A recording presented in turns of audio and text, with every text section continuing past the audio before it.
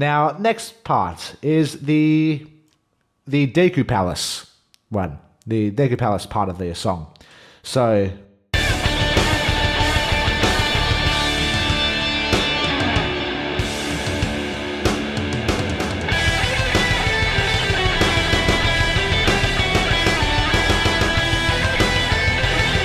First thing you notice is the fact that there's another guitar layer here. This was recorded with my POS copy guitar, the one that I was given. It had some things wrong with it. My dad fixed it, and now it sounds quite good. It's just it has still some slight tuning problems, but you know it sounds good. So if I solo this layer, you can hear what I'm doing here on the POS copy guitar.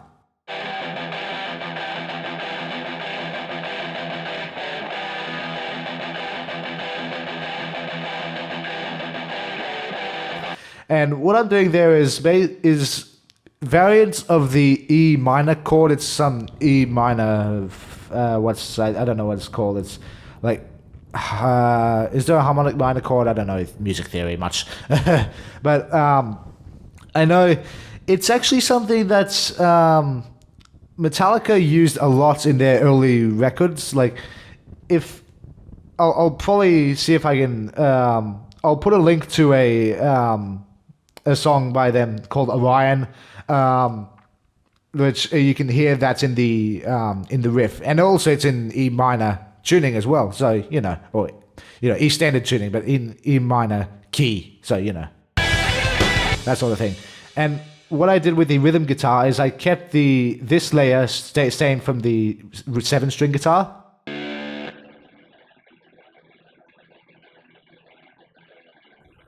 High end, low end, low end, and then high end parts here on the... And that's just a copy from up here, exactly the same thing. So yeah, what I have on this one here is, let me see, it is similar to the rhythm guitar. It just cuts out the low end, cuts out that high end, puts the dynamics on and reverb and that sort of thing. So I don't need to really go over that much. What's interesting is this part here of the lead guitar, that's not lead guitar, lead guitar.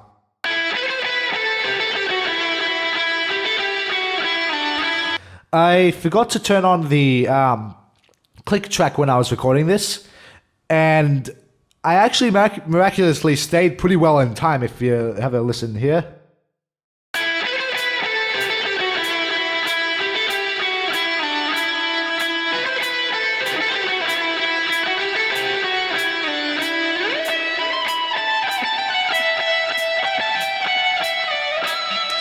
I mean, there's some parts that it falls slightly out for a few seconds or so, but it's not that bad, considering that I didn't do it with a click track in that part. Don't know why I forgot to turn it on or something.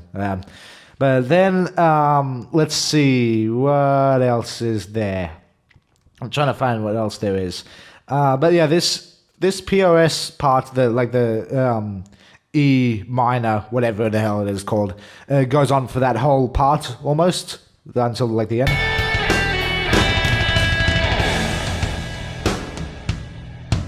What I might as well mention is the drums. I decided to go kind of all out with the kick drum on here, but I can still play it because you saw in the video. So if I solo the drums with the copies and stuff.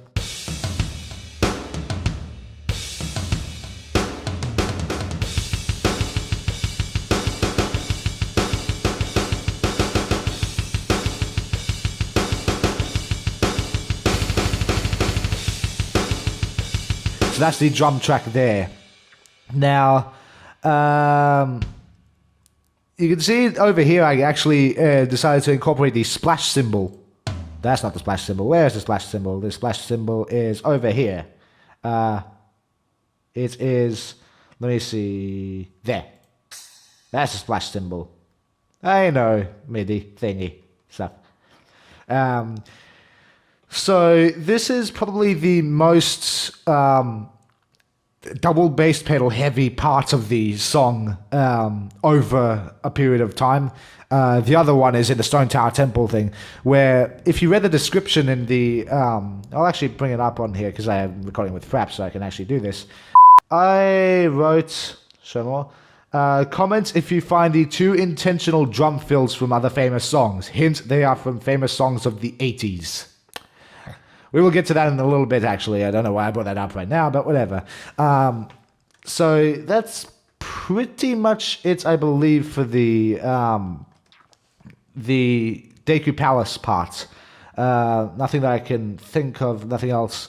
Ikana Castle isn't really anything much special. There's not anything else going on apart from everything else, like where there's nothing else added onto the main thing, like the rhythm guitar and the lead and the bass and stuff. What I might actually mention is that the extra rhythm guitar recording is added back into here, so...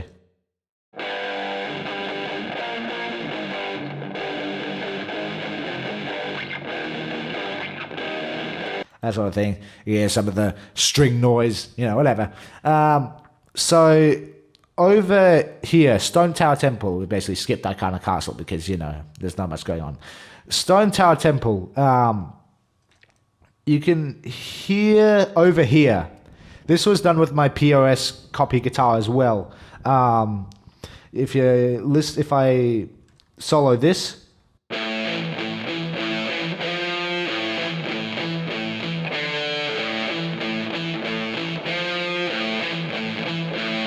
it's like the backing guitar kind of thing, going through the whole thing. So that's going along along everything else. If you listen here,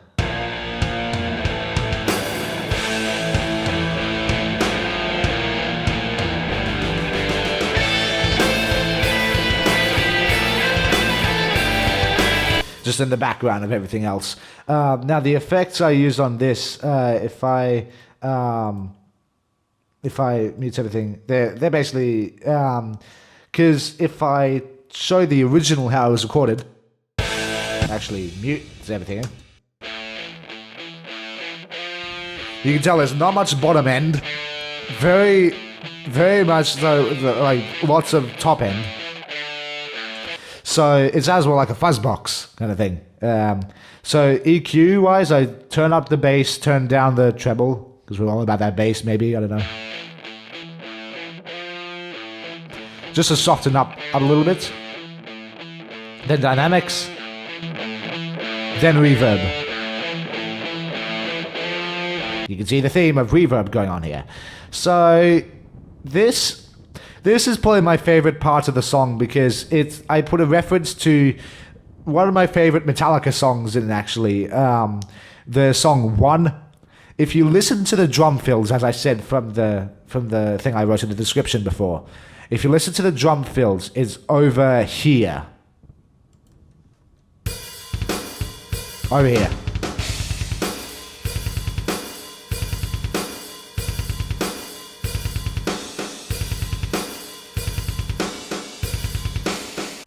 Recognize it? If you're a Metallica fan, you'll recognize it. But let's speed up the tempo a bit so you can recognize it a bit more.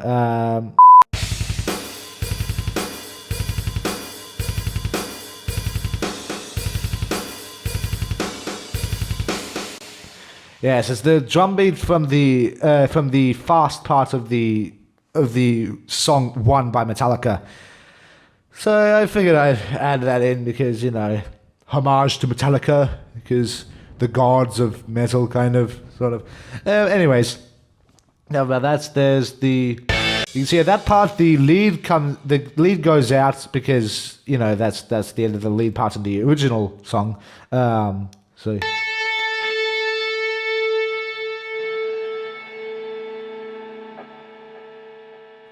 You can hear some of the amp noise there. Yay! But the rest of the song pretty much masks it out anyways, kind of, with how loud everything is.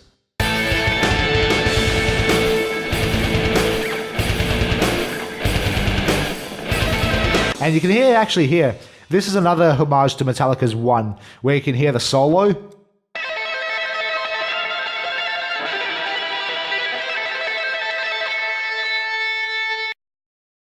This song. This part of the song is the reason I tuned my 7th string down to drop G, because if you listen to the thing here, it goes down to the open on the 7th string. You can hear on this.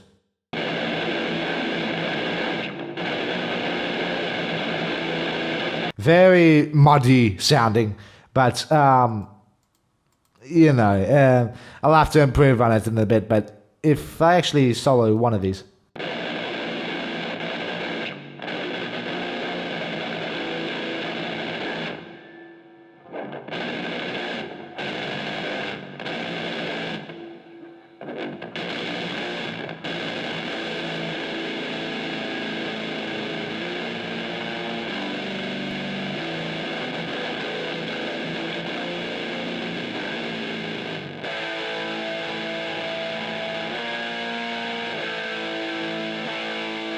You can somewhat hear the low end there if I just turn down like the EQ, like from what I had it in the original. So track effects change. Make sure this is all properly done. Track effects bypass enable. Let's just go back to the start of the thing. Okay, so if I disable that, and what you can see here is there's this layer called ending background riff. Now, what that title means is we'll get to that in a little bit. That's at the end there. But it's basically, I decided that this wasn't quite saturated enough, if you know what I mean, like with the sound.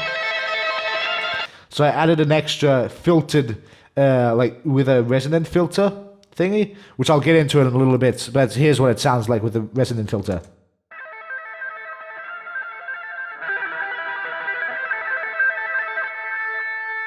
Yeah, you can hear that sort of filtered sound. That's why it's called a filter.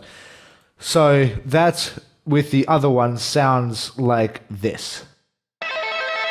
You can't really hear much of a difference actually, but if you turn it on and off, you can hear somewhat of a difference. Like it sounds empty-ish without it actually.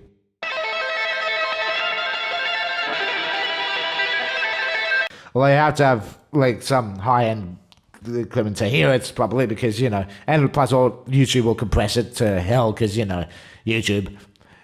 Anyways, so then this part here, this part I really like, because it's the harmony parts in the thing, guitar harmonies layer you can see here. It's not used for anything else on the whole thing. So the lead guitar on my Ibanez guitar goes like this.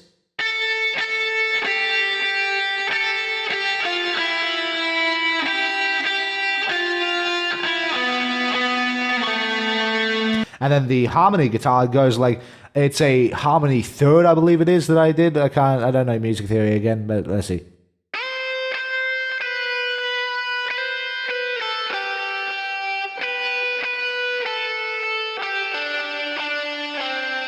And together, this sounds like this.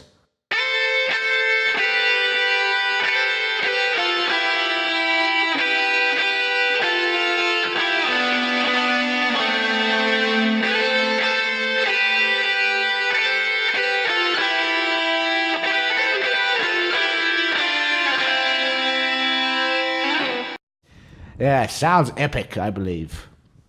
And that is it for the Stone Tower Temple part, I believe. I'm pretty sure that's all. And what's this part here? This was the thing. You can hear at the end here where basically I've let the notes decay naturally, but I've just moved the finger, like the fingering position of the chord.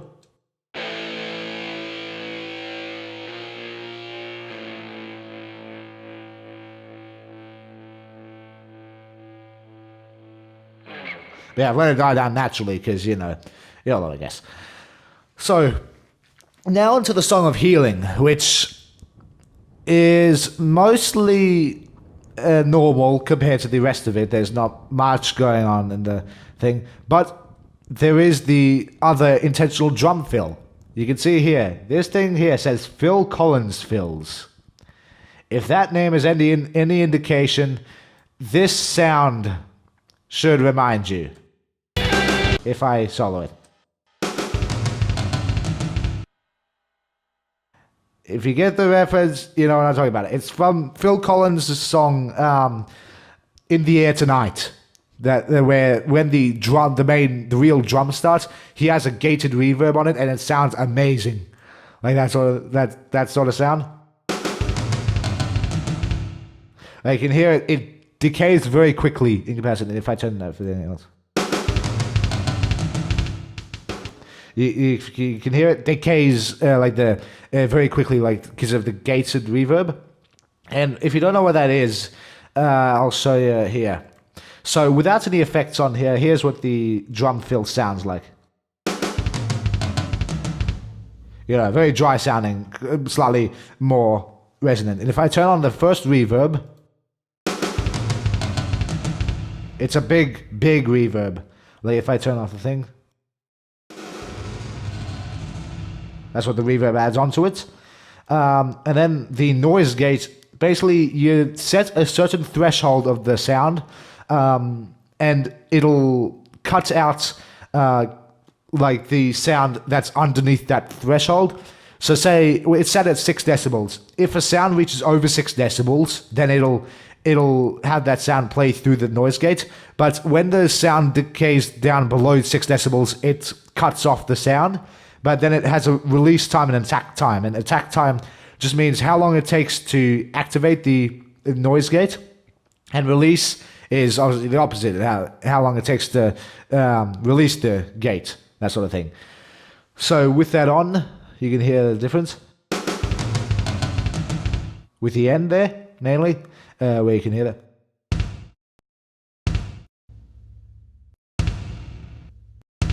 Yeah, the big difference with the reverb. But what I did to add some extra reverb back into it is add just another reverb with a much less amount of decay time. You can see on the original one, it's like 3 seconds of decay time and then like negative 24 decibels down the thing. Otherwise, it's ear shattering. Then this other one is 1.5 seconds and it's 25 negative decibels. So that's what it sounds like. You can hear the reverb goes on for a little bit extra longer. Extra longer, that's a new terminology.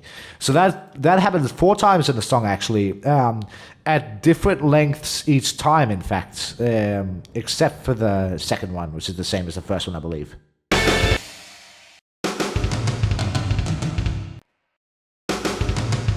Actually, slightly... no, that's the wrong one. Yeah, same length. And at the end one is actually, this goes into the Oath to Order part, is almost exact hit for hit, note for note, whatever you like to call it, what was in the original song, where how long it goes for and that sort of thing. That sort of thing. Sounds awesome. Rick's 80s. Yes. So that sort of thing I was going for, and you can see at the end here, there's this little sound bite. It says HMS Laugh Echo. And you can see on what I've said, it's Happy Mask Salesman. And it's this here. To add the creepiness into it. So if I take off the effects, that just has a dynamics and a reverb, because otherwise, if I solo it. So that's how it would have sounded in the game itself. It's just taken from a rip of the game sounds and stuff. That sort of thing. Then a dynamics thingy. If I loop this so you can hear, hopefully you don't go mentally insane because it's going to be going on and on and on for a little bit. If I... So that's with the dynamics, without the dynamics.